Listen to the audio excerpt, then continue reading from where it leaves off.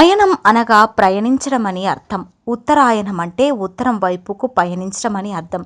సూర్యుడు కొంతకాలం భూమధ్య రేఖకి దక్షిణం వైపు పయనించడం, తర్వాత దక్షిణం వైపు నుంచి ఉత్తరం వైపుకి పయనించడం జరుగుతూ ఉంటుంది. సూర్యుడు పయనించే దిక్కును బట్టి దక్షిణ వైపుకి పయనిస్తున్నప్పుడు దక్షిణాయనమని, ఉత్తరం వైపుకు పయనిస్తున్నప్పుడు ఉత్తరాయణమని అంటారు.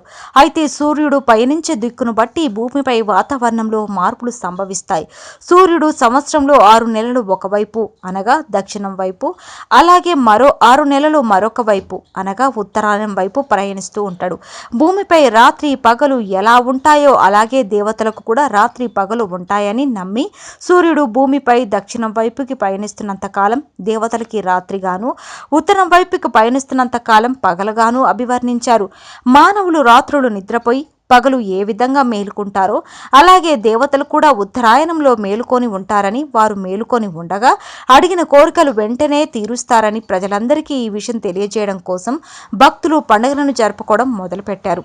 ముక్కోటి ఏకాదశి దేవతలకు తెల్లవారుజాముగా నిర్ణయించి దేవతలు నిద్రలేచే వేళ అయిందని ఈ రోజున అధిక సంఖ్యలో భక్తులు దేవాలయాలకు వెళ్లి స్వామివారి దీవెనలు అందుకుంటారు.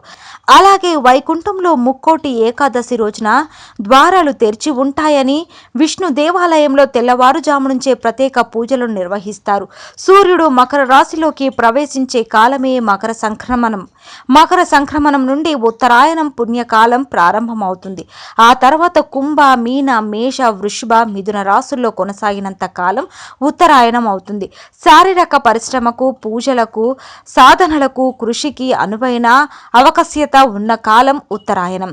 కర్కాటక రాశిలోకి సూర్యుడు ప్రవేశించిన దగ్గర నుండి మొదలై ఆ తర్వాత సింహ, కన్య, తుల, వృచ్చికం, ధనుసు రాశుల్లో కొనసాగినంత కాలమే ఈ దక్షిణాయనం అవుతుంది. మానసికమైన అర్చనకు, ధ్యానానికి, యోగానికి, దీక్షలకు, బ్రహ్మచార్యానికి, నియమనిష్టలకు అనువైన ఆవశ్యకత ఉన్న కాలం దక్షిణాయనం. క్లుప్తంగా చెప్పాలి అంటే 12 నెలలు సంవత్సరం కాలంలో 6 నెలలు దక్షిణాయనం దేవతలకు ఒక రాత్రి, 6 నెలలు ఉత్తరాయణం దేవతలకు ఒక పగలు కనుక దేవతలు మేలుకునే కాలం ఉత్తరాయణ పుణ్యకాలం. సంక్రాంతి లేదా సంక్రమణం అంటే చేరుట అని అర్థం. మేష మొదలైన 12 రాశుల్లో సంచరించే సూర్యుడు ముందున్న రాశి నుండి తర్వాత రాశిలోకి ప్రవేశించడమే సంక్రాంతి. సూర్యుని చాలనంలో అంటే రథయాత్రలోని ఘట్టాలు 4. అవి మేష, తుల, కర్కాటక, మకర సంక్రమణలు. వీటిలో మకర సంక్రమణాన్ని సంక్రాంతి పండుగగా వ్యవహరిస్తారు. మార్గశిరం పూర్తి కాగానే ఉత్తరాయణం మొదలవుతుంది. ఈ కారణాల చేత ఉత్తరాయణం వరకు ఎదురు చూసి ఉత్తరాయణం ప్రవేశించిన తర్వాత తనువు చాలించాడు మహానుభావుడైన భీష్ముడు. Please subscribe to Public Talk TV. Please subscribe Public Talk TV. Please subscribe Public Talk TV.